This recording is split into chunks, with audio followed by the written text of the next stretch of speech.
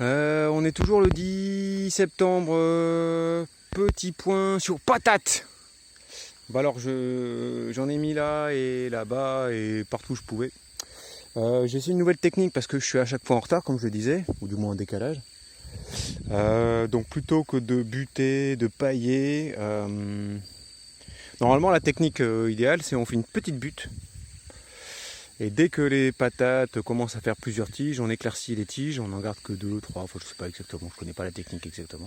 Et on rebute là copieusement, c'est-à-dire jusqu'à 10 en plus, 15 cm en plus.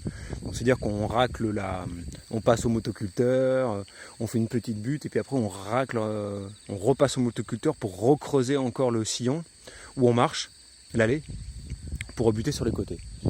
Moi je n'utilise pas le motoculteur, donc là ils disent 5 cm, donc j'ai creusé, j'ai égalisé, j'ai creusé un petit peu, j'ai posé ça, j'ai remis à peu près environ 5 cm, et puis je rebuterai comme ça, hop. Le risque c'est que normalement comme c'est sur une petite butte, vraiment toute petite, les patates s'étalent pas, elles vont pas dans tous les sens, elles restent dans la butte, elles vont pas aller à l'air libre. Moi le risque c'est que comme il y a de la terre partout, les racines, enfin du moins elles se baladent un peu. On verra. Bon, ma butte n'est pas petite, mais le truc c'est que je risque de manquer de terre pour les buter correctement. Il faudra que je trouve une solution. Le but c'est qu'elles restent à l'ombre, dans l'obscurité. Donc je peux mettre des pailles, enfin n'importe quoi. Hein. Il faudra que je trouve, c'est tout. Donc voilà, j'en ai mis là. J'ai mis qu'un rang. L'autre rang, c'est trop dur. Je mettrai du blé directement. Un truc intéressant, donc j'en ai vraiment mis partout. Hein. Là, enfin, c'est des mini-rangs. Parce que j'ai pas envie de me casser les couilles. Et je me disais, tiens, là, le soja, il marche pas très bien. Et puis, on va tester. Alors juste pour une indication, quand j'ai couché l'avoine, donc il y a eu énormément de repousses. Là où la densité de l'avoine était importante, c'est-à-dire au début, il y avait une quantité de graines très importante. Et on peut le voir là, bon même si j'ai désherbé un tout petit peu, mais tout ce qui est gris, enfin un peu gris, parce que je dis marron, c'est tous les rejets d'avoine. Qui ont grillé forcément. L'avoine c'est pas un truc d'été, donc il y en a qui résistent encore un petit peu, mais la plupart ça a grillé. Et donc ça a bien protégé déjà des adventices, des mauvaises herbes, comme on le verra là-bas, c'était vraiment la jungle. Et puis ça couvre super bien. Alors est-ce que ça a joué sur le développement du soja, car on peut voir qu'il est quand même un peu rikiki ici. Ou est-ce que c'est parce que de manière j'avais utilisé une technique, j'avais pas fait germer les graines de soja suffisamment. Je sais pas, je les ai peut-être aussi un peu enterrées. Là, Noreco, autre technique. J'ai pas d'éléments de comparaison, donc je peux pas savoir. Ce qui est certain, c'est que là, il y avait aussi beaucoup de rejets d'avoine. On voit, hein. Toute cette mini paille, c'est les rejets d'avoine.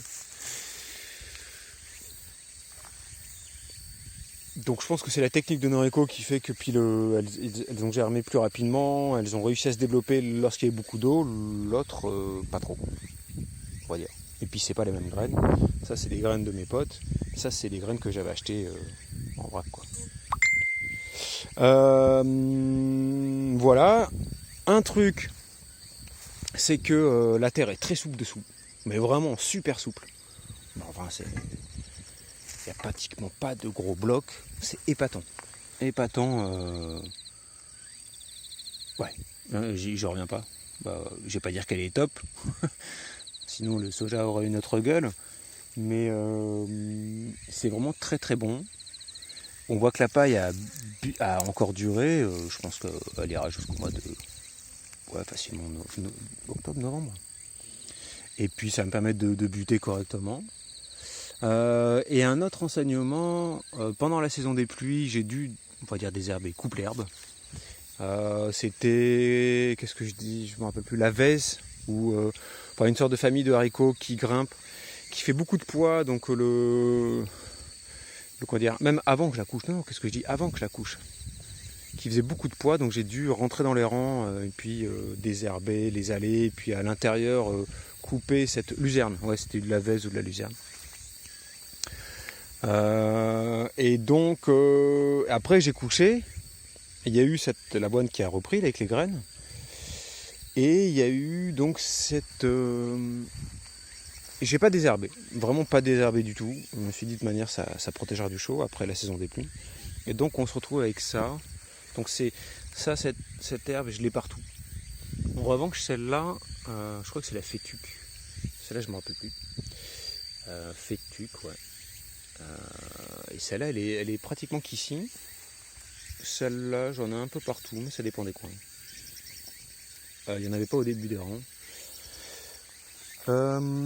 Lorsque la couverture est pas assez importante, ça a vachement craquelé. Et là, je pense que c'est très dur.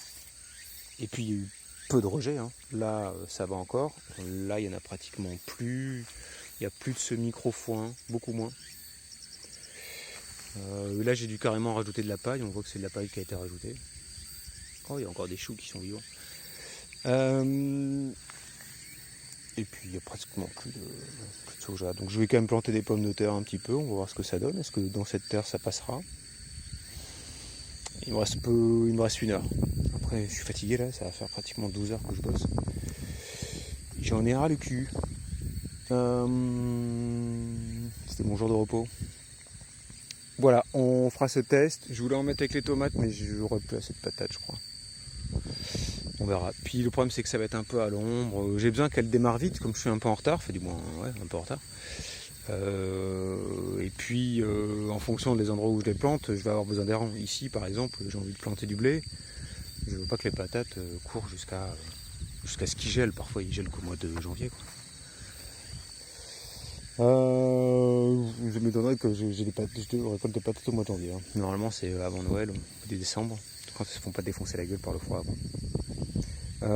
Voilà, tout ça pour dire. Voilà. Donc, c'était aussi parler des adventices, parce qu'il faut que j'arrive à gérer ce cycle. Là, j'ai pas désherbé, je vais voir ce que ça donne. J'ai beaucoup de trucs courants, là, le truc qui bouffe le fer, qui vient de par là-bas. Il fait qu'il venait de là-bas, mais qui s'est arrêté. Puis là, il y a un autre truc ici aussi qui court. Un peu la même famille, mais pas la même chose. Ouais, il y a du boulot. J'ai pas bossé tout l'été parce que les herbes m'aidaient. Mais putain, quand il faut les enlever, c'est pas fini. J'ai un tout petit jardin. Hein. Mais la couverture, top à refaire. C'est trop top. L'avoine, c'est chambé, j'allais dire. Et c'est grand. Le blé, c'est quand même vachement plus petit, donc... Bon, le problème, c'est que l'avoine, j'utilise pas beaucoup. Puis avec le décalage, l'avoine, ça se plante en novembre. Tout ce que je vais mettre à peu près, à part le soja, mais si je mets des patates, je suis baisé. Donc, si le soja, on le récolte au mois d'octobre, donc éventuellement, je peux planter l'avoine. Donc là, dans les rangs, ceux-là, à mon avis, j'y crois pas trop. Ils vont rien donner. Enfin, j'hésite à les arracher, je vais voir, hein. Mais bon, ils sont pas vraiment jolis. Ouais, tout ça pour dire que de ce côté-là, je pourrais planter du blé, de ce côté-là, l'avoine, peut-être. Voilà, c'est une sorte de timing aussi, tout ça. Voilà, vidéo terminée et je m'active pour terminer ce petit sac de patates.